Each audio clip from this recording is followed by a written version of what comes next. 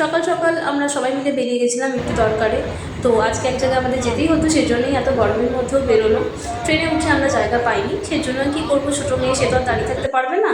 সেজন্য আমি আর মেয়ে মিলে পেপার পেতে নিচেই বসে পড়েছিলাম। যখনই দেখেছি খুব ভিড়, তখনই আমার মেয়ে পাপার কোলে উঠে বসে পড়েছে।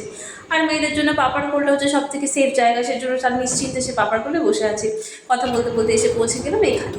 তো এটাই ছিল আজকে আমাদের গন্তব্যস্থল। এখানে এসে পৌঁছলাম, কিন্তু যখন পৌঁছেছি তখন অনেকটাই রোদটা কমে এসেছিলো।